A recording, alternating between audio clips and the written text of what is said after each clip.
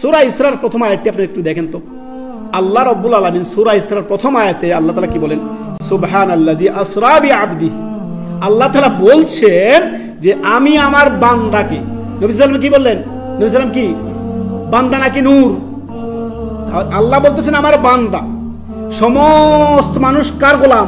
আল্লাহর গোলাম, রসুলের গোলাম। এগুলো শিরকি বিদাতি কথাবার্তা, অত সতর্ক সাবধান। মানুষ রসুলের গোলাম হয় না, রাসূলুল্লাহ সাল্লাল্লাহু আলাইহি সাল্লামের আদর্শের অনুসারী হয়। রাসূলুল্লাহ সাল্লাল্লাহু আলাইহি সাল্লামের ভালোবাসার দাবি হচ্ছে তার জীবনকে অনুসরণ করা, কোরআন সুন্নাহ ভিত্তিক জীবন গড়া। এটাই হচ্ছে ভালোবাসার দাবি। ভালোবাসার দাবি হচ্ছে আপনি কোরআন হাদিস মেনে চলবেন। অতএব নবী সাল্লাল্লাহু আলাইহি সাল্লাম রসুলের গোলাম বলা এগুলো বিদাতি কথাবার্তা। কোন সাহাবী, এই যে শুনেন তো, আমাদের সমাজে যে বিদাতি মোল্লারা বা বিদাতপন্থীরা বলে আমরা রসুলের গোলাম, রসুলের গোলাম, একজন সাহাবী দেখান তো। 1,24,000 মতান্তরে সাহাবায়ে কেরাম ছিল, কেউ কি কোনোদিন বলছেন, সাহাবীরা বলছেন, আবু বকর এই কথা বলছেন আমি রসুলের গোলাম, ওমর ইবনুল খাত্তাব এই কথা বলছেন আমি রসুলের গোলাম, আলী ইবনে আবি তালেব সহকারে এই যে সমস্ত সাহাবায়ে কেরাম, কোন তাবী বলেছেন এই কথা? তাবা তাবী বলেছেন? ইমাম আবু হানিফা, ইমাম বুখারী, ইমাম মালিক, এই যে বড় বড় আইম্মা কেরাম, তারা কি কখনো বলেছেন আমি রসুলের গোলাম? এই বিদাতপন্থীরা কোথা থেকে নিয়ে আসলো রসুলের গোলাম? অথচ আল্লাহ, আমরা সবাই আল্লাহর গোলাম, রসুলের আদর্শের অনুসারী, রসুলের ইত্তেবা করি আমরা।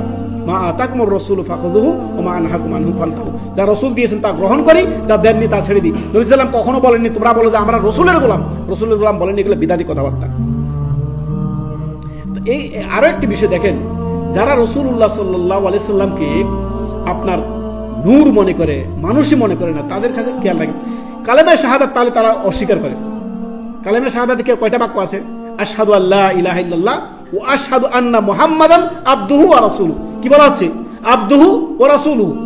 যে নবী সাল্লাল্লাহু আলাইহি সাল্লাম, রাসূলুল্লাহ সাল্লাল্লাহু আলাইহি সাল্লাম কি আল্লাহর বান্দা এবং রাসূল। সুবহানাল্লাহ, এখানে তো বান্দা বলা হচ্ছে। আপনি সূরা কাহফ সর্বশেষ আয়াতটি কি বলেন? আল্লাহ রাসূল বলতেছেন, আল্লাহ তাআলা বলতেছেন হে নবী আপনি বলেন, কুল ইন্নামা আনা বাশারুম মিথলুকুম, তোমাদের মতোই মানুষ। এখানে আল্লাহ বলতেছে তোমাদের মতো মানুষ, না বলতেছে না নূর। সুবহানাল্লাহ। ঠিক আছে, মর্যাদার দিক থেকে তিনি নিজে বলেছেন আনা সাইয়্যিদু ওয়ালাদু আদম, আমি আদম সন্তানের লিডার, সর্দার।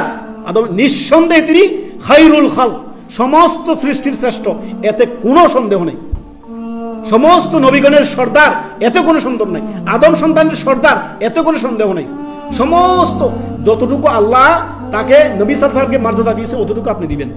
এর বাইরে যদি আপনি চলে যান, এটাই হচ্ছে বাড়াবাড়ি, গলত। দ্বীনের ক্ষেত্রে বাড়াবাড়ি, সতর্ক সাবধান। আর রবি একটি ইসলামিক প্ল্যাটফর্ম, সত্যের দিকে চিরশান্তির পথে থাকিতে চায় সবার শীর্ষে।